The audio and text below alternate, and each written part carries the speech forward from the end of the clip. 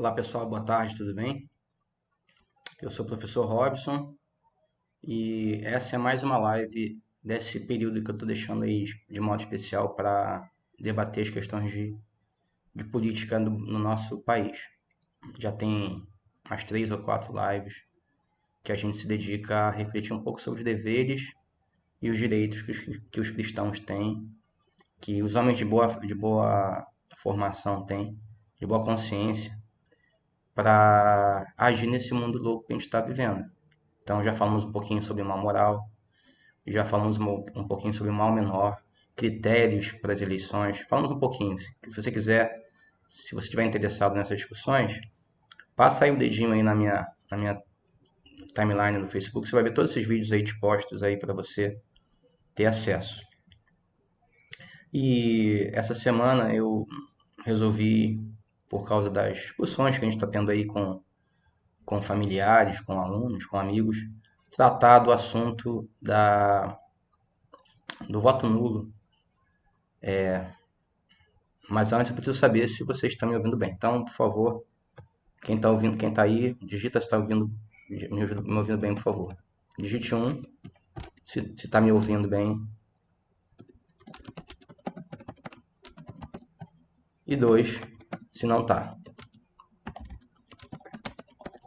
Com isso eu vou ter certeza de que a live está funcionando, de que não estou falando sozinho para uma máquina.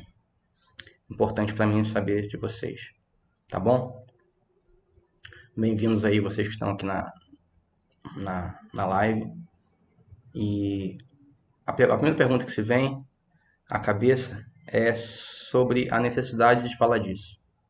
Então, por favor, vocês aí que estão ouvindo, se puderem aí, deixem aí um comentário. Obrigado, Milena, tá ouvindo bem? Obrigado, Elisa. Saudade, Elisa. Obrigado, viu? A primeira coisa que vem à cabeça é por que falar disso no canal que é de família.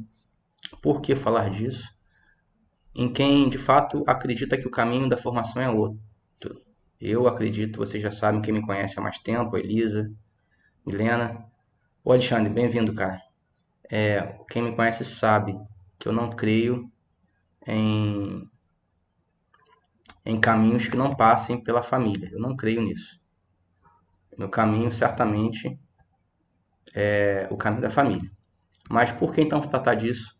Porque não adianta a gente lutar contra o inevitável. A família recebe sempre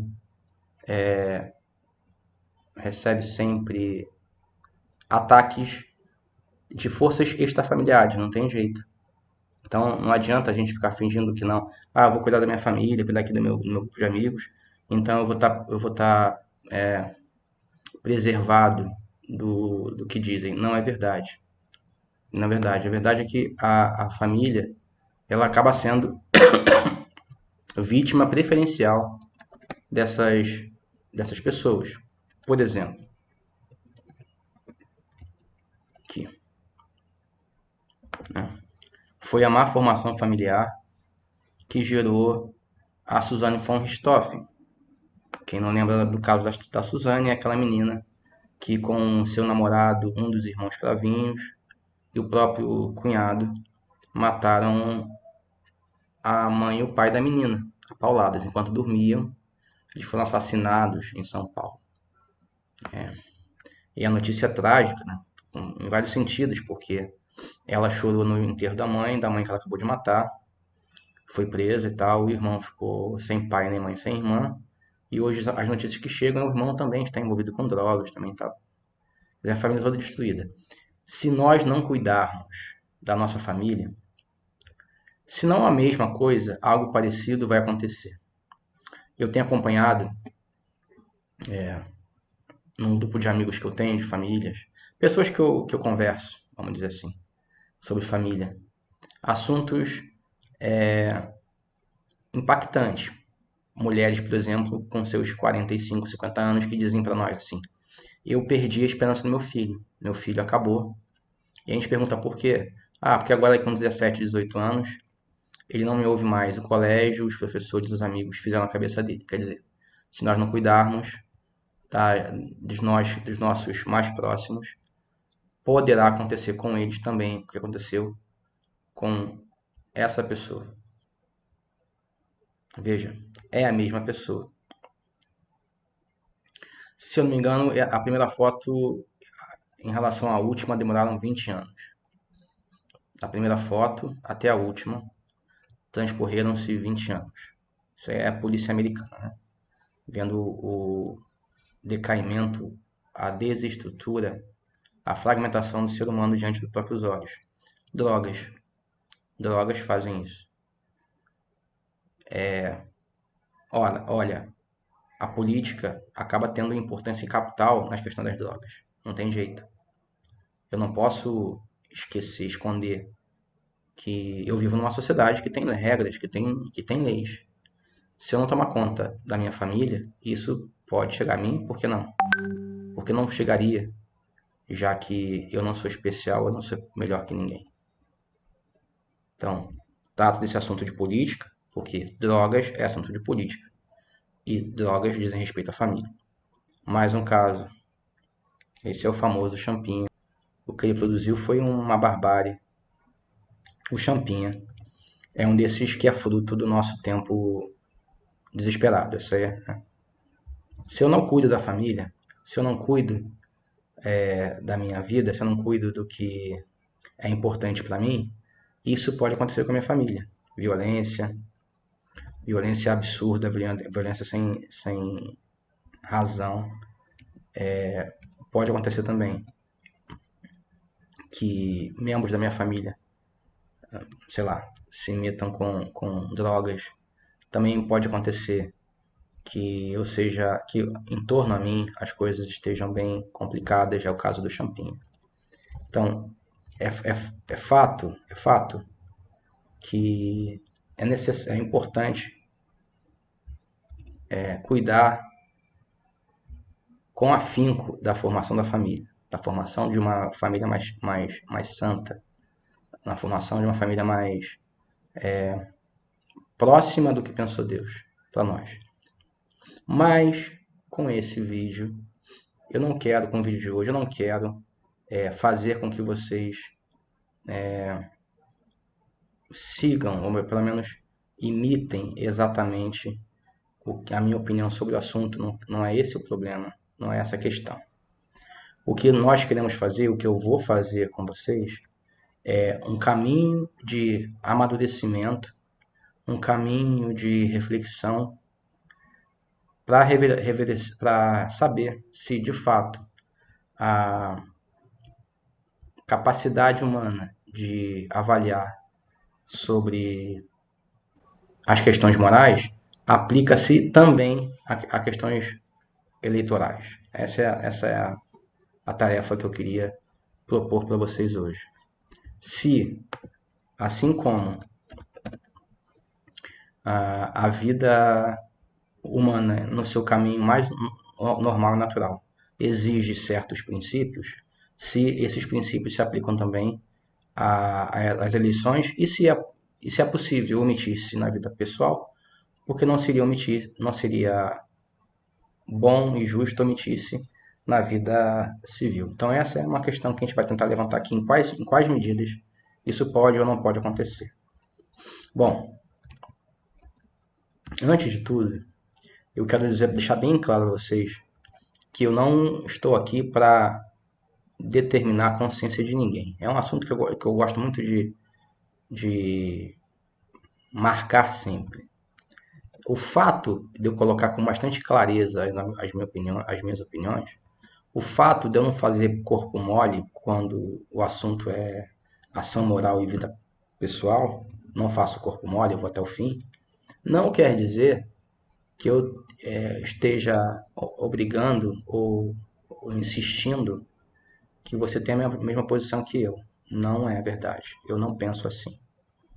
Pelo contrário, eu fui livre até o momento em que foi necessário para mim tomar uma decisão. Então não seria agora que eu iria obrigar alguém a seguir opiniões que não sejam diferentes da minha. Não tem cabimento. Se a mim me foi reservado o tempo, permitido o tempo porque eu não seria assim com os outros, né? Com outras pessoas, não tem cabimento isso. Então, nunca imaginem que aqui é algum tipo de coação ou forçação, não é mesmo. De certa forma, eu defendo muito a consciência de cada um, e aqui está o motivo, né? Está lá no catecismo. A consciência é um núcleo secretíssimo e o sacrário do homem, onde ele está sozinho com Deus e onde ressoa a sua voz. Então, Catecismo da Igreja Católica, no seu número 1776, Catecismo da Igreja Católica, no seu número 1776, mostra esse, vamos dizer assim, esse princípio da ação moral humana. Na consciência do homem encontram-se sozinhos, encontram-se solitários, Deus e o homem. Na consciência humana encontram-se sozinhos, Deus e o homem.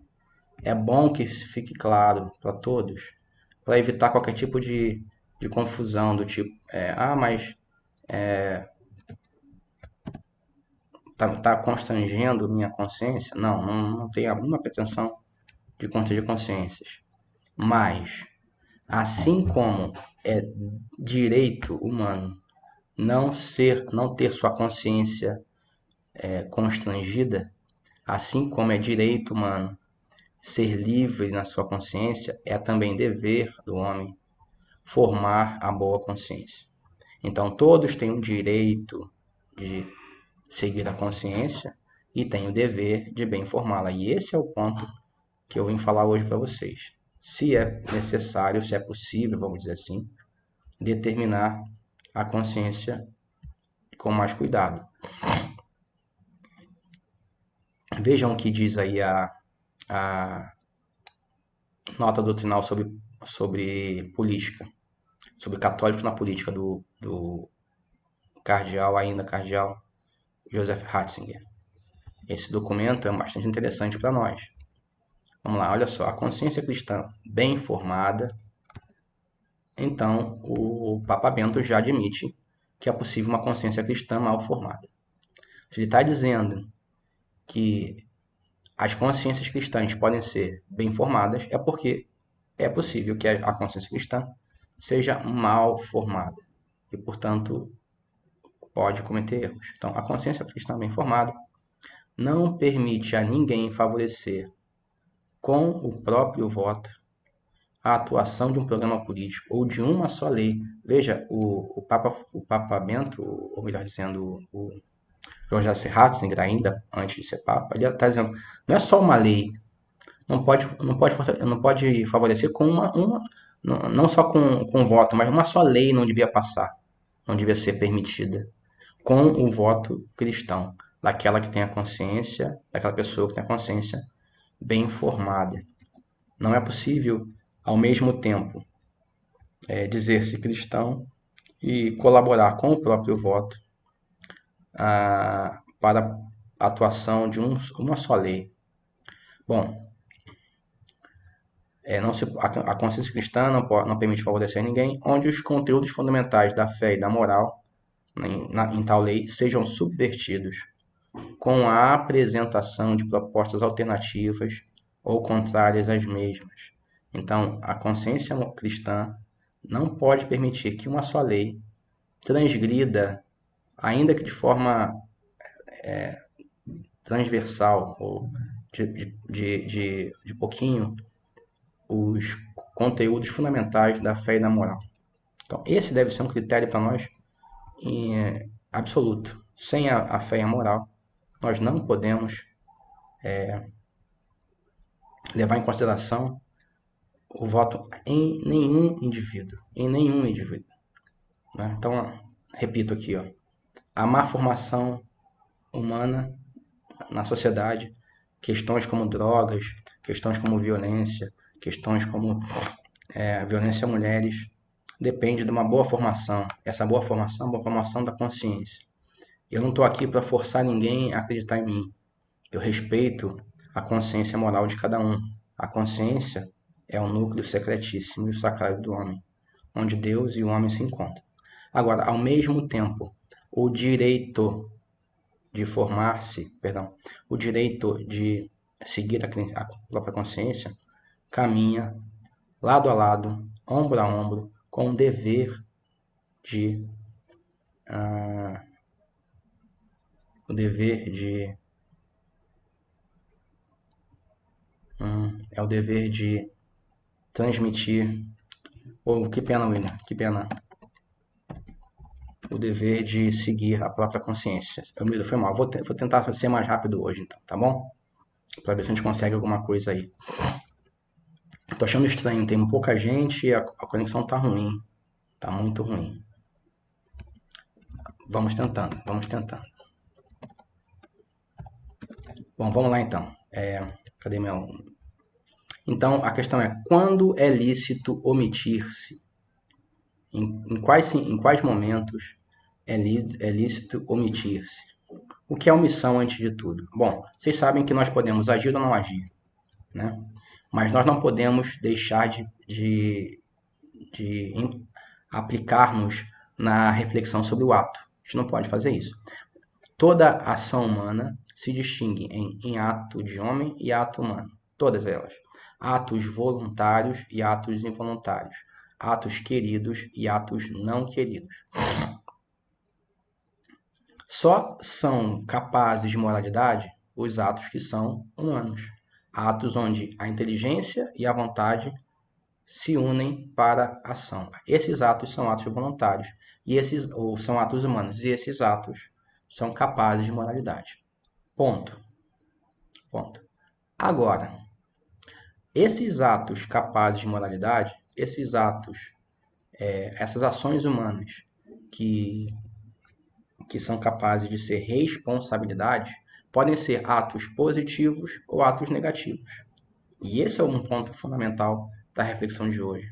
Os atos positivos são as ações concretas que tomamos. Os atos negativos são as ações que nós omitimos. Aquilo que eu devia fazer e não fiz. É isso que é omissão. Então vamos lá, uma definição interessante de omissão. Está aqui, ó. Melhor vou até começar com essa aqui. Omissão. Melhor começar com ela. Há pecado de omissão quando há vontade deliberada de não executar o que é devido.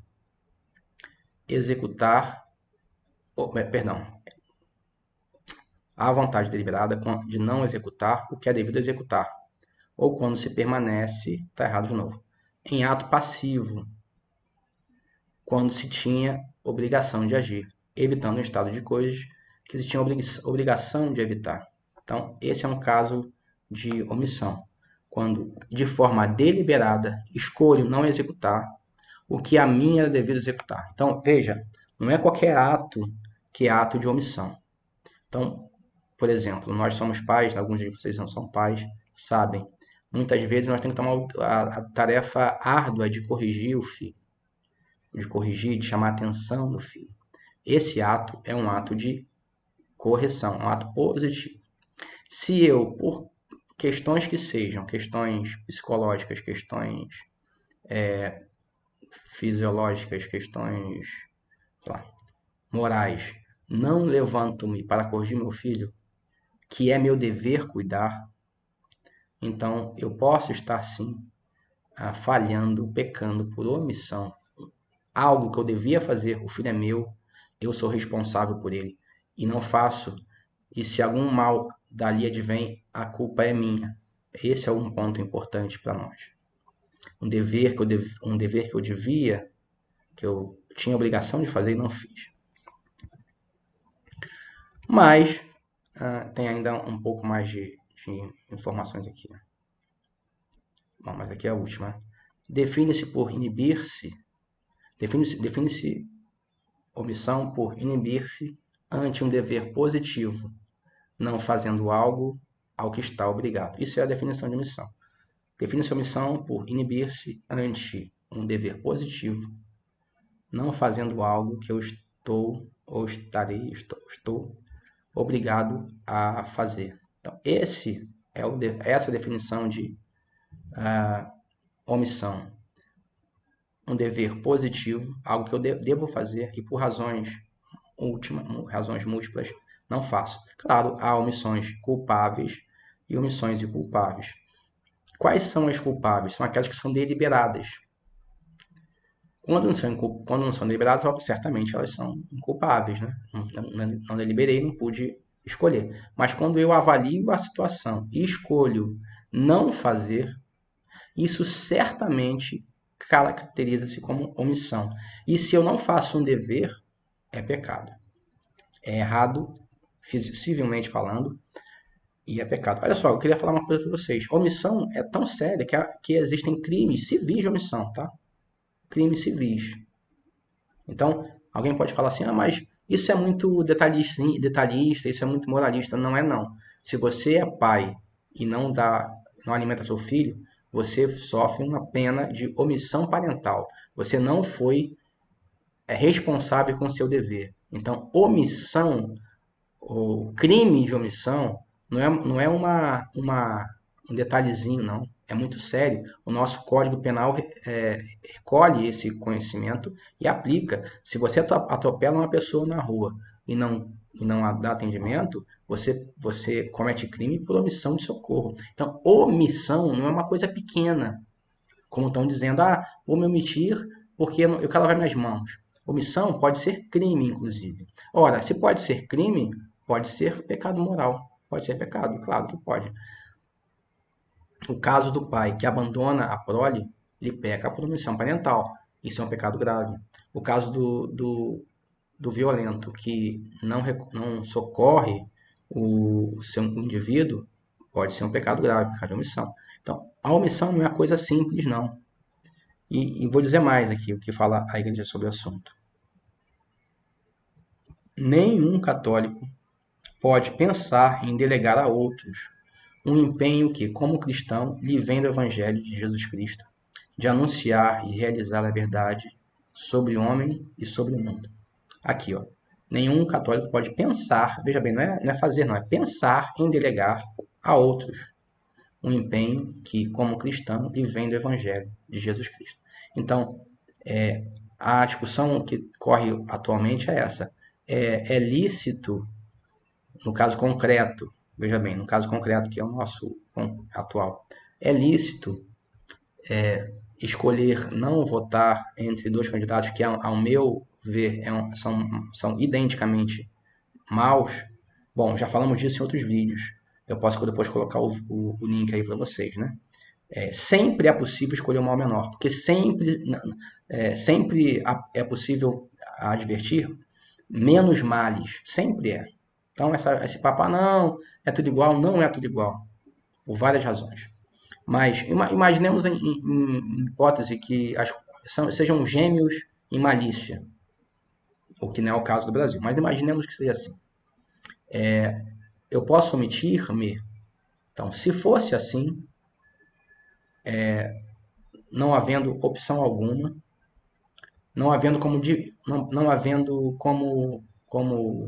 discernir qual das opções é a menos má, então eu posso não agir ou mesmo agir de forma inconsequente.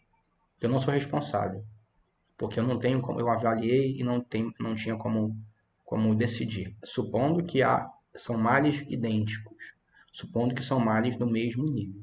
Então, é o que nós vimos lá naquele dia, naquela última... lá é lícito tolerar um mal menor com o fim de evitar um mal mais grave, ou de promover um bem maior. Tá aí, ó, Veritatis Splendor, número 80. Você vai gravar na pele isso, né?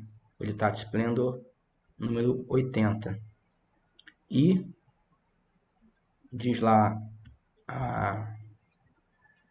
o princípio moral. Se eu não tenho como discernir qual dos males é o menor, se eu não consigo, não tenho condição de saber qual dos males é menor, então eu posso tomar qualquer decisão que eu não sou, e eu tenho de agir. Eu posso, inclusive, não agir. Então, a omissão é possível, sim, se você está na situação de que eu preciso agir, os males são, para mim, identicamente maus e não tem o que fazer. Então, é possível omitir-se ou mesmo tomar uma decisão de forma diferente, porque você não consegue ver o melhor.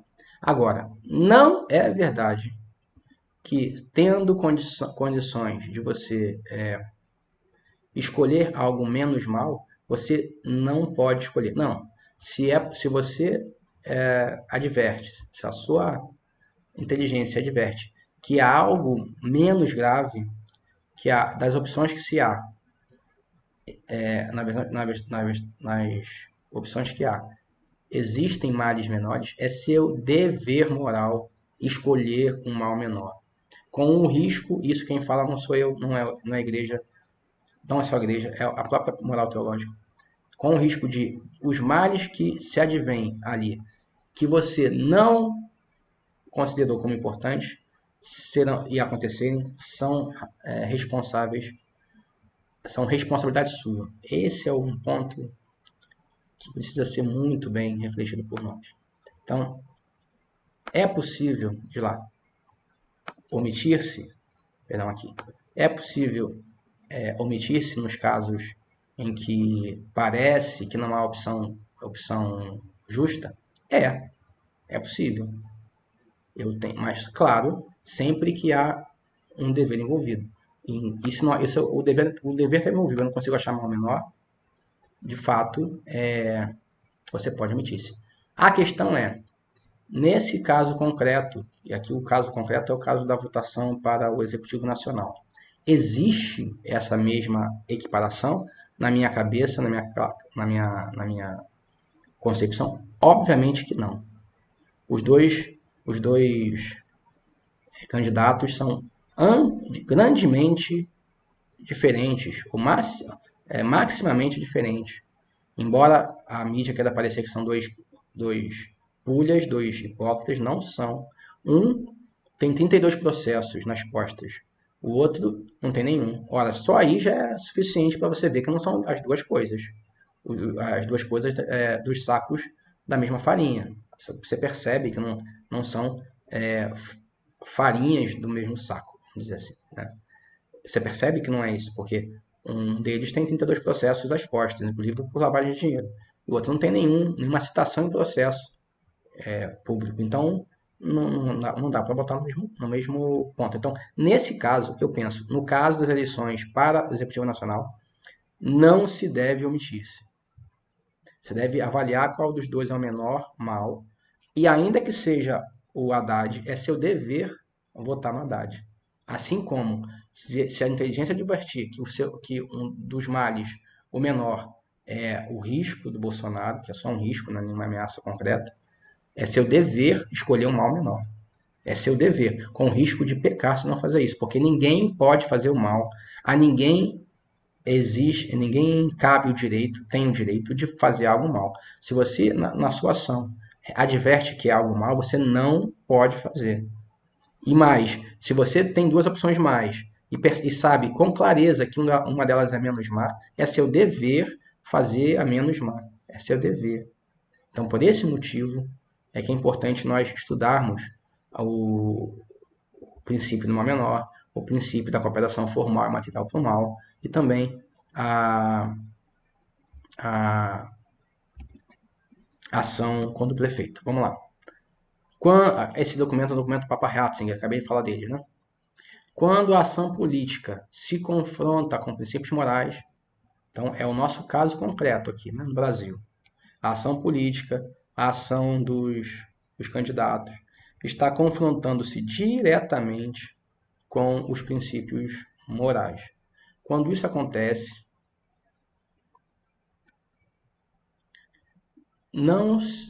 princípios morais que não admitem abdicações, exceções ou compromissos de qualquer espécie, é então que o empenho dos católicos se torna mais evidente e grávido de responsabilidade.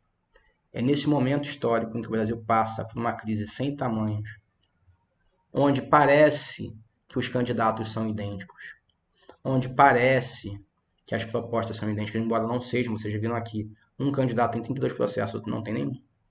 Embora a mídia diga isso, é evidente, claro como a luz do sol, que só o fato de um candidato dizer que é a favor da discussão sobre aborto e o outro não, encerra o problema. Como eu costumo dizer, questões morais têm preponderância sobre questões econômicas. Se não for assim, não reclame de escravidão, porque a escravidão pode ser muito lucrativa para alguns. Ah, é muito duro. É o princípio. É o princípio. Se eu posso colocar na mesma bandeja questões econômicas e questões morais, então, em alguma medida, a escravidão pode ser justificada. Reclame com o bispo. Não acredito. Não acreditamos. A igreja não acredita. A moral não acredita que princípios humanos estão no mesmo nível de princípios pecuniários. Porque, ainda assim, ainda que salário baixo, desemprego, são questões pecuniárias. Não se atenta contra a vida humana. Se atenta contra a dignidade da qualidade de vida, mas não da vida humana. É bem diferente você dizer para mim que atenta-se contra a vida humana e atenta-se contra a dignidade do trabalho. É diferente. Pois bem, o aborto atenta contra a vida humana, e diz lá o cardeal Ratzinger. Nesse momento, os católicos, o empenho dos católicos se torna mais evidente e prende responsabilidade. Somos nós os responsáveis, devemos ser nós, leigos, católicos, os responsáveis por trazer essa novidade à nossa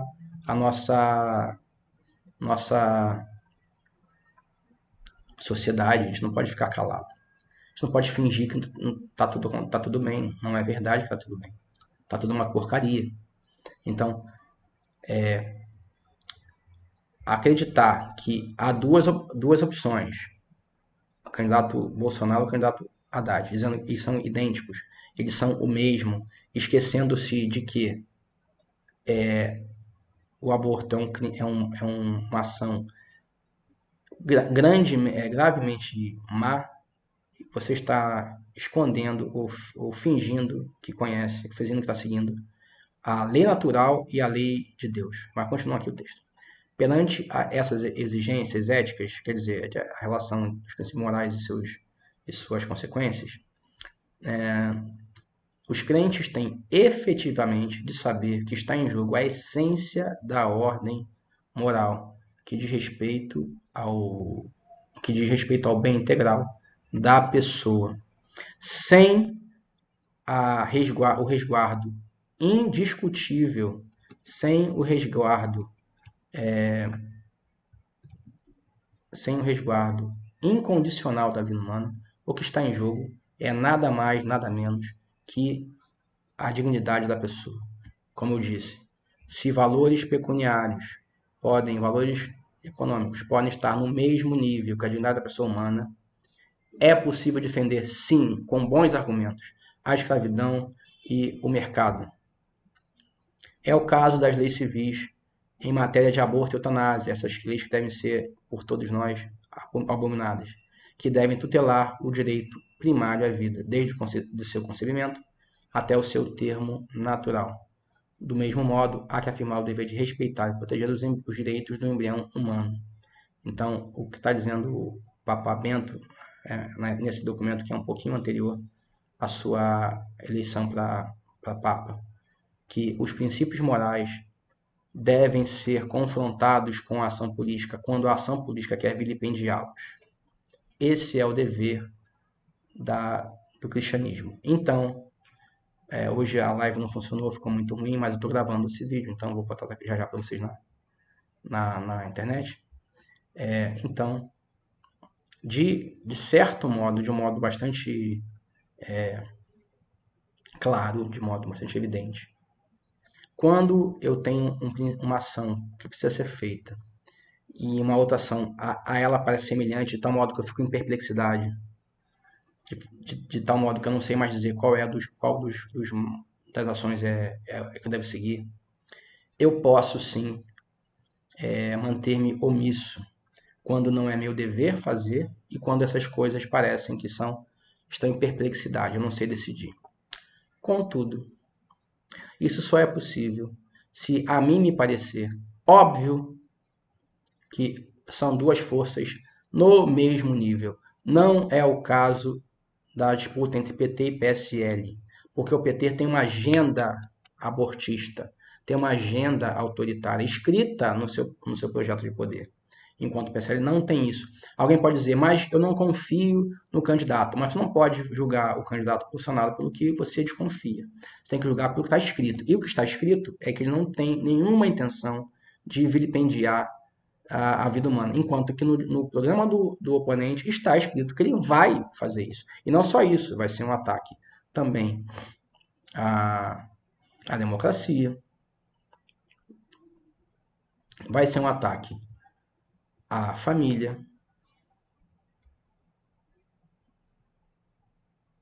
vai ter um ataque à moralidade, vai ser um ataque à democracia, à liberdade de expressão. Então, se de um lado você tem essas propostas, o candidato Haddad do PT com essas propostas. Do outro você tem um candidato que não tem nenhum processo e que não toca nesses assuntos como controle da mídia, apoio a países autoritários. Por que votar nulo? Por que votar nulo? Não entendo. Não entendo. É possível omitir-se de uma eleição. Como eu disse, se parecer que os atores candidatos são todos iguais, mas é dever seu seguir consciência e formar-se. Eles são todos iguais? Ou há graus de malícia? E qual é o critério? O critério não é o que eu acho, o critério é a objetividade. Ora, a morte do inocente é muito mais grave do que questões econômicas trabalhistas. É muito mais grave, porque não há trabalho se não há pessoa. A pessoa vem antes do trabalho. Então, por esse motivo, é que eu defendo que ninguém se omita nas próximas eleições. Eu defendo que todos votem no candidato que lhe parecer mais justo. Só que você precisa estudar e saber se o tal candidato as suas propostas são ou não são menos violentas, mais justas que a do outro candidato. Vendo isso para você, eu defendo que você vote quem você quiser. E se você acha que são todos iguais, também tem o direito de omitir-se, contanto que eu acredito. No entanto, eu acredito que isso não é verdade, porque, como eu disse, os programas do partido são totalmente diferentes. Bom, pessoal, hoje a transmissão não foi tão boa, demorou um pouquinho. Aqui onde eu estou está chovendo e não conseguimos resolver o problema desculpem, não conseguimos resolver as questões de transmissão a tempo. Então, vou já transmitir para vocês esse vídeo na internet para fecharmos esse assunto, tá bom? Deixe seu comentário aqui, visite nosso site para ter acesso às nossas discussões, nossos textos, tá bom? Tchau, pessoal.